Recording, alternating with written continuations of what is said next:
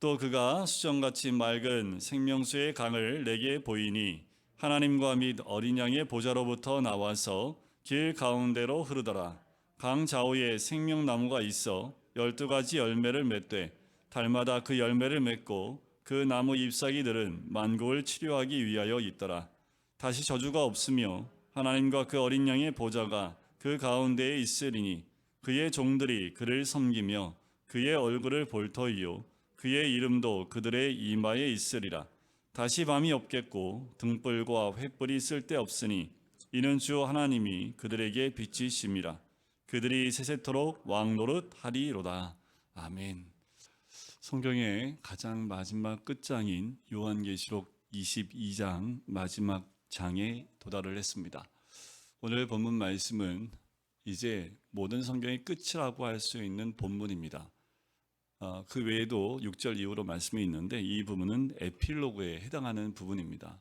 어떻게 보면 오늘 본문 말씀이 성경의 끝이다라고 보셔도 됩니다. 오늘 말씀의 시작에 보면 또라는 말로 시작을 하지요.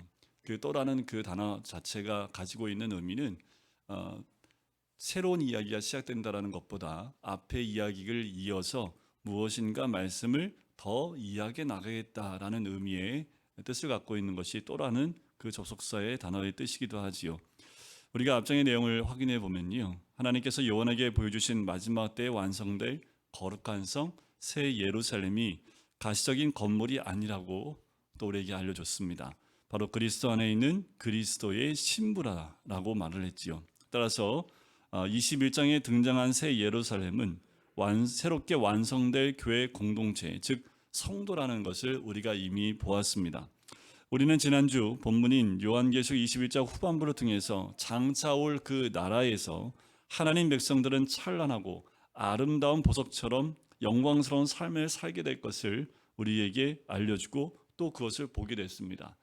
아울러 그 하나님 백성들은 이 땅에서도 하나님의 영광을 드러내는 보석 같은 삶을 살아내야 됨을 우리가 또 결단하며 또 배웠습니다. 우리가 하늘나라에서만 누려야 될 그 영광스러운 모습이 아니라 이 땅 가운데 그 모습을 드러내야 되는 것이 바로 우리들의 삶의 모습이어야 되는 거지요. 자, 그런데 이번에는 성전 안으로 들어가서 그 안의 광경을 소개합니다. 이제 이 광경을 통해서 우리에게 어떤 것을 보여줄지 우리가 많이 보았던 말씀이기도 하지요. 수정같이 맑은 생수의 강을 보이십니다. 이 생수의 강이 뭘까? 이 생명수의 강이 뭘까? 오늘 말씀의 핵심이 되겠지요. 하나님과 어린 양의 보좌로부터 이 생명수의 강이 나오는 모습을 보게 됩니다. 자, 앞장 말씀에서 성전의 모양이 보여졌던 것에 뒤따라 나오는 내용이지요. 성전 안에서 생명수의 강이 흐릅니다. 이 강은 하나님과 어린 양의 보좌로부터 흘러나와요. 이 내용을 좀 머릿속에 그림처럼 그려보시면 좋을 것 같아요. 그림 그리기에 아주 딱 좋게끔 말씀이 형상화돼서 우리에게 보여주고 있습니다. 성전이 보이는데 그 중심은 바로 보좌입니다. 그 성경은 이 보좌를 하나님과 어린 양의 보좌로 설명하고 있지요. 특별히 이렇게 설명하고 있는 이유는 성부 하나님과 성자 하나님의 격이 같고 또 본질이 같음을 우리에게 말씀해주고 있습니다. 놀라운 것은 이 보좌로부터 생명수의 강이 흘러나온다는 거지요. 그렇다면 이 생명수의 강이란 성경 전체에서 무엇을 뜻하는지를 볼 필요가 있습니다. 자, 이 생명수의 강이 어디서부터 처음 시작을 했을까? 그것은 이 땅을, 이 전 세계 우주를 창조하셨을 때 에덴 동산을 만드시고 바로 그곳에 이 생명수의 강이 흘러가는 것을 우리가 발견할 수 있습니다. 창세기 2장 9절부터 10절에 보면 이런 말씀이 나와요.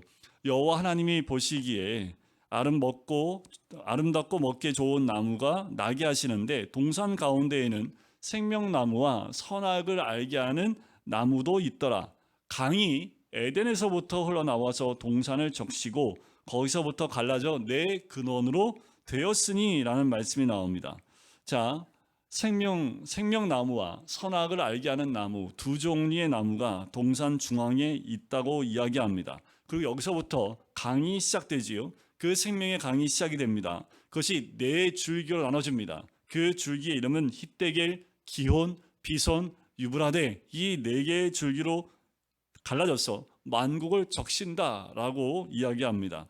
이 강이 어떻게 소개되는지 주목해 볼 필요가 있는데, 에덴 동산에서 흘러나와 동산을 적시고 라는 말은 조금 풀어서 해석하면 이런 뜻입니다.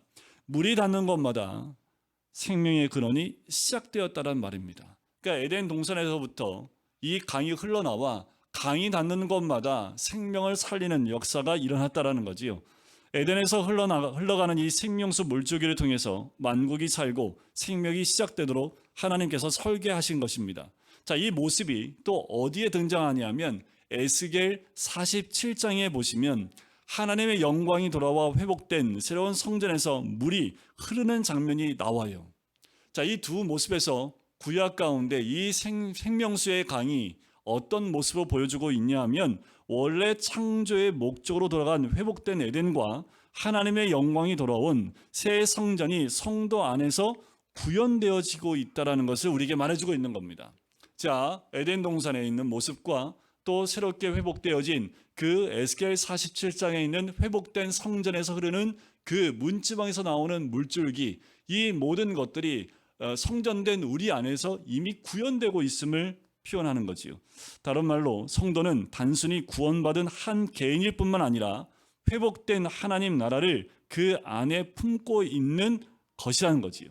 바로 이 장면이 오늘 본문의 내용을 그림자처럼 상징해 주고 있는 내용입니다. 자, 그런데 에스겔에서는 성전에서 물이 흐르지요. 오늘 본문의 1절에서도 보면 생명수의 강이 하나님과 보좌, 어린 양의 보좌로부터 흐른다고 나오지요. 자, 우리가 지난주에 함께 나눴던 본문에 보면 성전은 누구라고 나옵니까? 성전은 누구라고 나와요? 또 누구라고 하면 다 우리라고 이해하시면 여기는 땡입니다. 네. 성전은 우리가 여기 저번 주에 말씀 보면 이 거룩한 성 새 예루살렘은 누구라고요? 그건 우리라고요. 그런데 그 예루살렘 성 안에 성전이 있어요, 없어요? 성전이 없어요. 왜 성전이 없어요? 자, 21장 22절에 보면 성 안에 성전을 내가 보지 못하였으니 이는 누가 성전이에요? 주 하나님 곧 전능하신 이와 및 어린 양이 그 성전이십니다. 그러니까 누가 성전이에요? 하나님과 어린 양이 성전입니다. 그러니까 에스겔 47장 1절이 오늘 본문을 그대로 상징하고 있는 것을 표현하고 있다라고 볼 수 있겠지요. 자, 에스겔 47장에 그 강물이 흘러서 어떠한 일이 일어나는지가 나오는데 그 말씀을 제가 읽어드려 볼게요.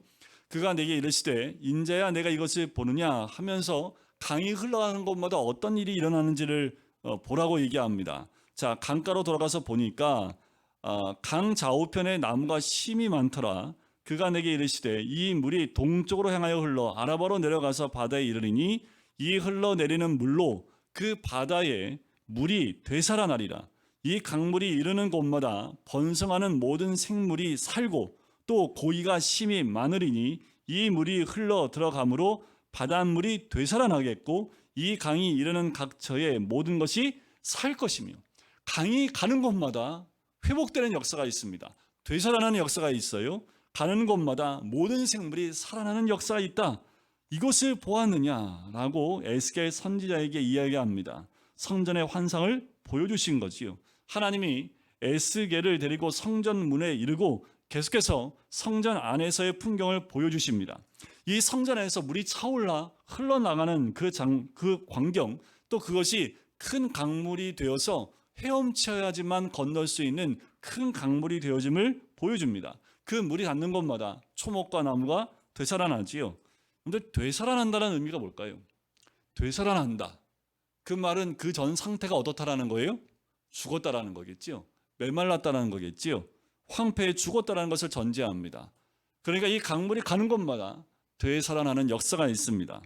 특별히 에스겔 47장 12절에 보면 오늘 본문의 말씀과 굉장히 흡사한 표현을 합니다. 강 좌우 가에는 각종 먹을 과실나무가 자라서 그 잎이 시들지 아니하며 열매가 끊이지 아니하고 달마다 새 열매를 맺으니 그 물이 성소를 통하여 나옴이라. 그 열매는 먹을 만하고 그 잎사귀는 약재료가 되리라. 자, 이 구절의 의미는 치료의 약이 된다라는 것이겠지요. 자, 이렇게 두 개의 말씀을 염두에 두고 다시 요한계시록 오늘 본문 말씀에 보면 이 에스겔 47장 12절에 나오는 말씀과 아주 동일한 말씀이 나옵니다.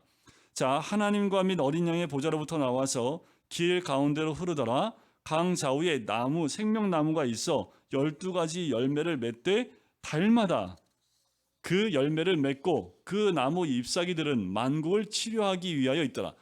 똑같은 말씀이지요. 자, 여기서 치료라는 말이 나오지요.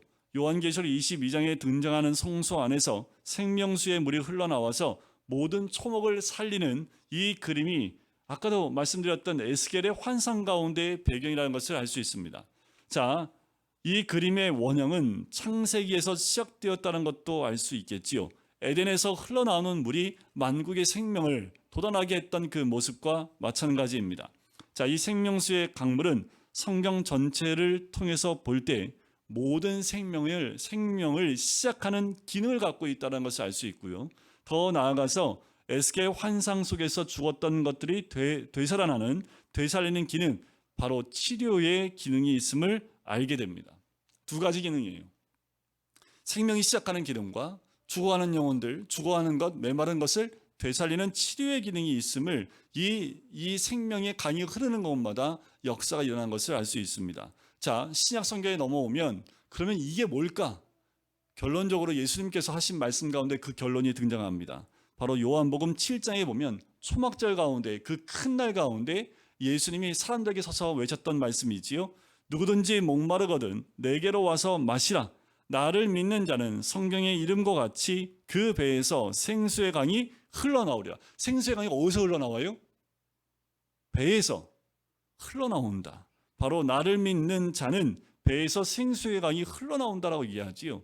그러면서 뭐라고 말씀하시냐면 이는 그를 믿는 자들이 받을 성령을 가리켜 말씀하신 것이라는 거예요. 자, 예수님이 요한복음 7장에서 이 생명수의 강이 무엇이고 또한 그것이 어떻게 우리 가운데 역사하시는지를 설명해 주고 계시는 거지요.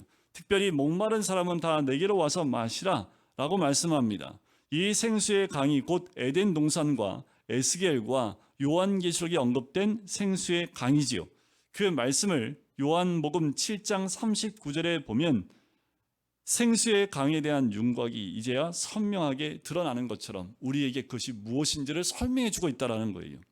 자, 예수님은 자신을 믿는 자의 배에서 생수의 강이 흘러넘치라고 하셨는데 그 말씀 중에 믿는다라는 그 말씀을 마치 물을 마시는 것과 같은 것으로 우리에게 설명하고 하셨음을 주의해 보아야 합니다. 자, 우리는 흔히 예수 믿는다고 할 때 처음 한 번만 믿으면 끝난다는 것처럼 생각하기 쉽습니다.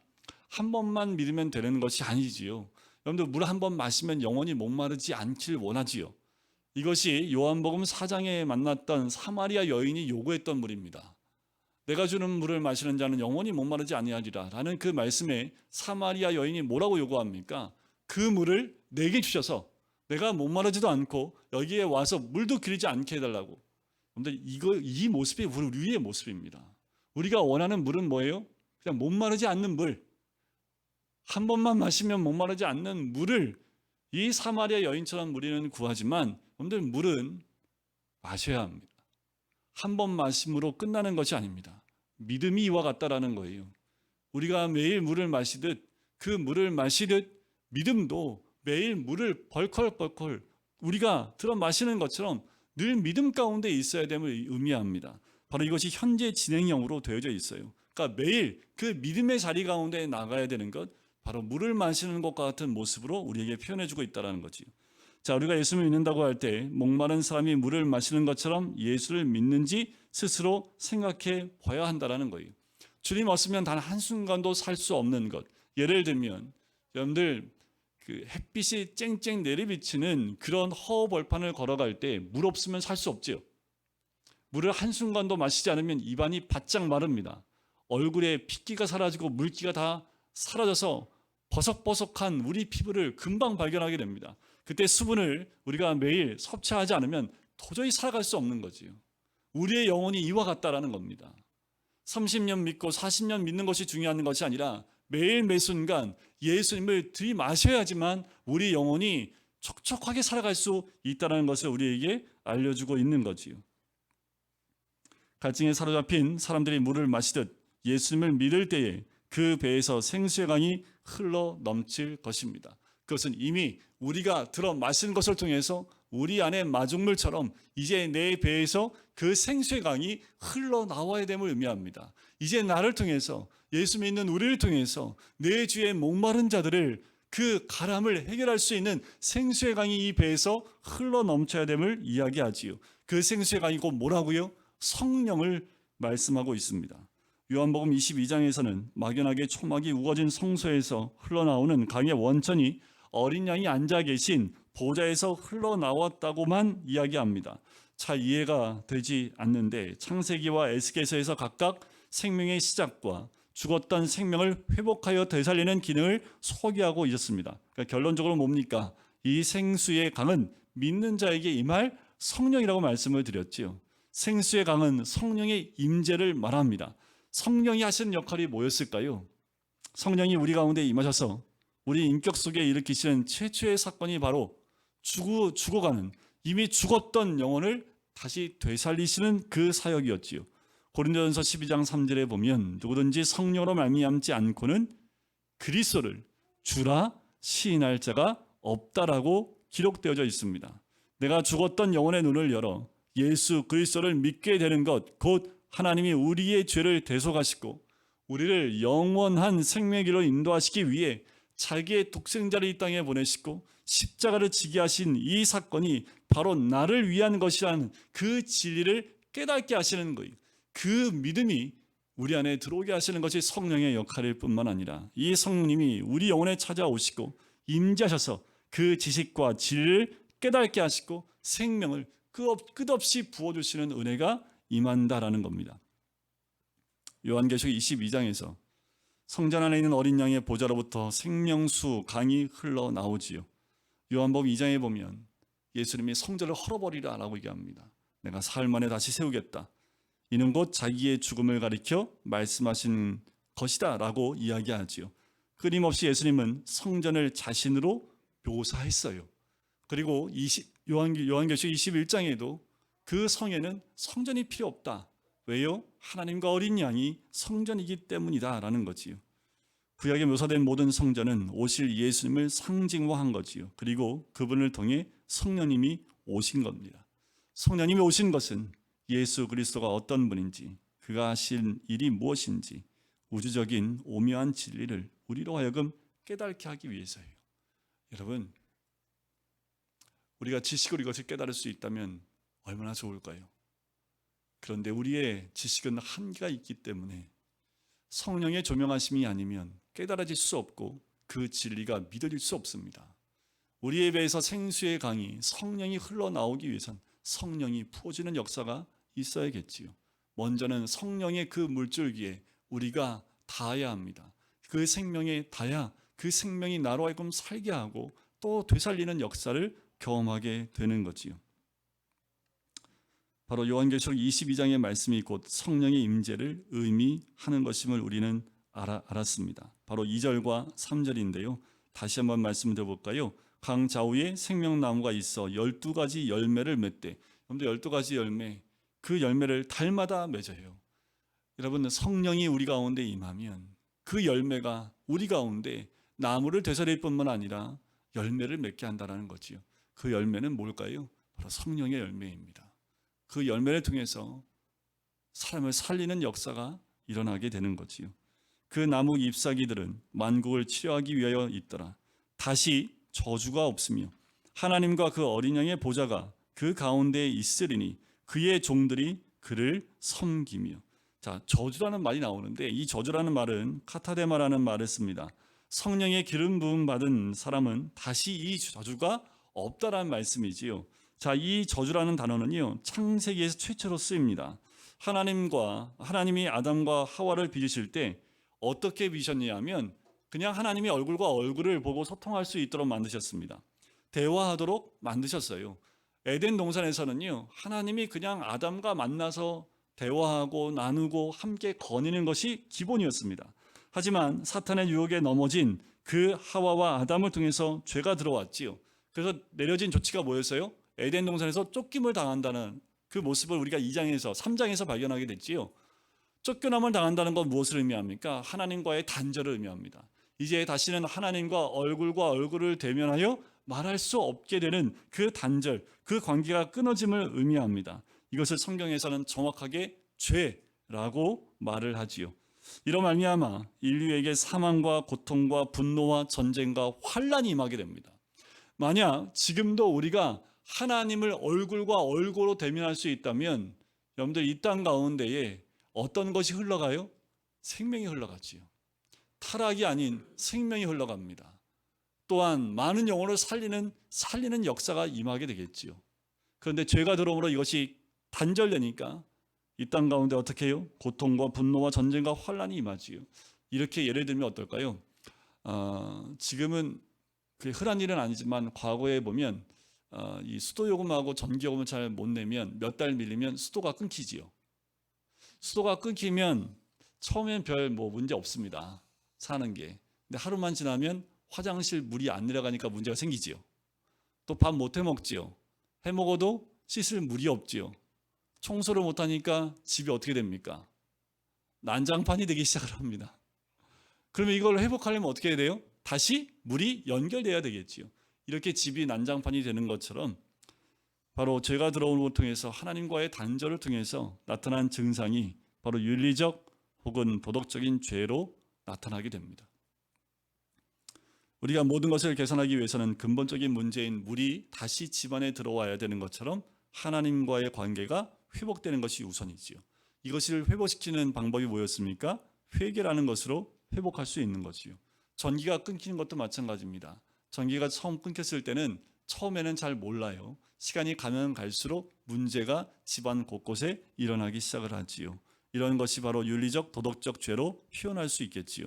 하지만 인류의 근본적인 죄는 하나님과의 관계 단절이었습니다. 그러나 오늘날 우리에게 다시는 이 내쫓김이 없다라는 거예요. 이 저주가 없다라는 거예요. 하나님과의 관계가 끊어지는 일이 없다라는 겁니다. 알파와 오메가가 되신 주님께서 우리에게 말씀해 주셨기 때문에 그래요. 이 말씀을 통해서 우리가 확실히 붙잡는 진리는 뭐냐면 하나님이 시작했기 때문에 끝도 하나님이 완성하시고 만다라는 겁니다. 여러분, 성령이 우리 가운데 임하시면 그 성령으로 우리 안에 회복과 또 생명이 살아나는 역사뿐만 아니라 충만하게 넘치는 은혜가 임하게 되는 줄 믿습니다. 또 3절 끝에 보면 주의 종들이 섬긴다라고 하는데 이 섬긴다라는 그 말 서비스라고 얘기하는데 봉사한다, 헌신한다라는 개념으로 이해를 하지만 정확한 원래 의미는 뭐예요? 그분을 예배하도록 되어 있다라는 뜻이 섬긴다는 의미입니다. 자, 인류가 마지막으로 돌아올 이상적인 그림은 어떤 그림이냐 하면 창조주 하나님 아버지를 그리고 어린 양을 경배하고 예배하는 자리로 나아가는 거예요. 그냥 삶 자체가 그 모든 것이 회복되어지면 하나님 나라가 임하게 되면 그냥 섬기는 것 자체가 삶이 되는. 그래서 우리가 매주 정한 시간에 하나님 아버지 앞에 나와 함께 서로의 신앙을 확인하고 고백하며 그분을 경배하는 이 예배는 이제 하나님께서 우리를 찾아오시는 것이지요. 성경에 보면 하나님은 예배한 자를 찾으신다라고 말씀하고 있습니다. 여러분, 지금도 주님은 우리와 교제하기 원하시고 만나길 원하시고 얼굴과 얼굴로 대면하여 소통하기 원하셔서 그렇게 예배하는 자, 섬기는 자를 찾고 계신다라는 거예요. 여러분들 이 자리에 나오신 것 우리가 두 발로 건강하여 걸어 나온 것 같지만 주님의 부르심이 있는 자리인 줄 믿습니다. 하나님 우리를 만나기 위해 우리를 부르신 자리인 줄 믿습니다. 그럼 우리가 어떻게 나와야 됩니까? 어떤 모습이어야 합니까? 하나님과 소통하기 위해 하나님의 얼굴을 대면하기 위해 나오는 우리의 모습이어야 된다라는 거지요. 우리는 신령과 진정으로 예배할 때가 온다. 바로 그 사람을 찾는다라고 말씀하십니다. 하나님께서 우리를 경배의 자리로 불러주셔서 우리가 예배에 나오는 것이지요. 여러분들 꼭 기억하셔야 합니다. 그리고 우리를 이렇게 부르신 이유가 뭘까요? 오늘 본문 말씀 4절에 보면 그의 얼굴을 볼 터이요. 그치요? 바로 이것이 우리를 부르신 이유입니다. 우리가 예배의 자리로 나온 이유가 여기에 있습니다. 그분의 얼굴을 보는 거지요. 그의 이름도 그들의 이마에 있으리라. 바로 이것이 원래 설계했던 에덴 동산의 원래 회복된 모습입니다. 인간이 죄가 들어오면서 하나님을 보면 죽게 됐지요. 하지만 믿음으로 이것이 회복되는 겁니다. 하나님은 우리의 얼굴을 보기 원하셨습니다. 그래서 여러분들 창세기 3장에 보면 죄를 짓고 숨어있는 아담을 하나님이 찾아오셔서 제일 먼저 부르십니다. 아담아, 아담아, 내가 어디 있느냐. 원래 에덴 동산에 주님 오시면 당연히 아담과 만나는 자리였는데 아담이 숨어있는 것을 보시고 아담을 찾으시는 그 모습이 있는 것처럼 지금도 주님은 아담아, 아담아, 내가 어디 있느냐 찾고 계십니다. 따라서 우리는 하나님 앞에 나아가려면 무엇을 좀 싸들고 가야 할 텐데, 무엇을 갖다 바쳐야 할 텐데, 그게 아닙니다. 하나님은 그것을 원하는 것이 아니라 우리를 만나기 원하시고 신령과 진정으로 나와 하나님을 보고 하나님 앞에 나가기를 원하시는 것이 우리 주님의 마음이라는 거지요. 그 5절에 보면 그것은 다시 밤이 없겠고 등불과 햇빛이 쓸데없으니 이는 주 하나님이 그들에게 빛이십니다. 그러면서 이어지는 말씀이 뭐예요? 그들이 세세토록 왕노릇 하리로다. 그래요, 우리는 왕노릇 할 사람들입니다. 마지막 순간에 왕노릇을 합니다. 내 아버지가 보좌에 앉으신 왕이기 때문에 우리는 다 왕이 되는 것이지요. 근데 문제는 뭐예요? 아버지가 보좌에 계시기 때문에 그 보좌 앞에 나갈 때 우리는 다 왕노릇 하게 되는데, 다 자기가 자기 나름대로 다스리고 자기 마음대로 인생을 경영하고 싶기 때문에 그렇게 자기가 원하는 대로 살다 보니 바닥이 드러나지요. 만일 주가 되시고 나를 가장 사랑하시는 왕이신 아버지께 내 인생의 주권을 다시 회복해 드리는 것이 인생의 가장 복된 것입니다. 그것이 그 왕노릇이 영원히 이어져 가는 거지요. 이것이 예배이며 경배입니다. 그리고 예배 시간마다 이것을 확인하는 것이 우리의 예배의 모습이어야 합니다. 여러분, 저마다 다 다른 모습으로 이곳에 왔고 다른 환경 가운데서 이곳에 왔고 저마다 다 어떤 모습이든 어떤 환경으로든 그 모습에서 다 이곳에 왔지만 우리는 다 한 모습입니다. 보좌에 앉아 계신 아버지 하나님 앞에 나올 때 우리는 다 왕노릇 할 자들이라는 거예요. 중요한 것은 내 있는 모든 것을 다 내어놓고 하나님 아버지가 섬기고 또 통치하시는 그 자리 가운데 나오면 우리는 그 통치의 모습 가운데 왕노릇으로 쓰게 되는 거지요. 이 은혜를 깨닫게 하시고 누리게 하실 분은 바로 성령 하나님으로 바로 생명수의 강입니다. 우리 안에 이 강물이 차고 넘치고 또 그 생명수의 강이 내 안에서 끊이지 않아야 합니다. 그래야 내가 살고 내 주변이 살고 하나님의 역사가 우리를 통해서 일어나게 되는 거지요. 마지막 때가 되면 이것이 완성이 됩니다. 그래서 오늘 22장 마지막 부분에 이것을 얘기하고 있는 거예요. 결국 완성되는 건 태초에 모든 것을 창조하시고 에덴 동산을 만드셨던 그 원래 목적이 완성되어지는 것이 마지막의 모습입니다. 지금 우리는 그 완성된 곳으로 나아가는 사람들이지요. 매번 모일 때마다 완성되신 하나님의 그 나라를 바라보며 함께 하나님을 찬양하고 그 자리 가운데 함께 있는 것, 어쩌면 지금 우리는 왕노릇을 할 것을 연습하고 있는 시간인지도 모르겠습니다. 그리고 주님이 우리와 만나주시고 우리와 함께 하심을 통해서 내가 왕임을 우리에게 말씀해주고 있는 거지요. 오늘도 이 생명수의 강이요, 성령의 은혜가 흘러서 우리의 이성 그리고 지성, 일터와 삶의 현장에서 넘쳐나야겠지요. 콸콸콸 건널 수 없는 강처럼 넘쳐나서 주님이 부어주신 그 생명의 은혜가 우리의 모든 삶을 덮고 또 나와 만나는 모든 자들을 덮는 하나님의 은혜가 있으시길 주님의 이름으로 간절히 축원드립니다. 생명수의 강이 그 보좌로부터 흘러나와 모든 것을 적심으로 나무들이 열매를 맺고 그 잎사귀는 모든 것을 만국을 치료하는 재료가 되는 것처럼 아버지 하나님, 우리의 삶에 생명수의 강이 흐를 수 있도록 아버지 인도해 주시옵소서.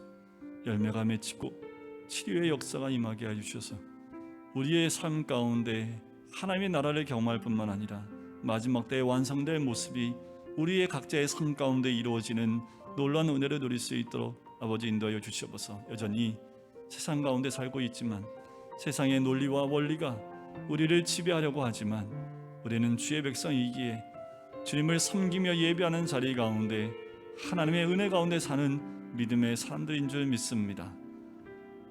예수를 믿음으로 우리 배에서 생수의 강이 흘러넘치는 놀라운 은혜를 경험할 수 있도록 축복하여 주시옵소서. 감사드리며 예수 그리스도의 이름으로 기도드립니다. 아멘.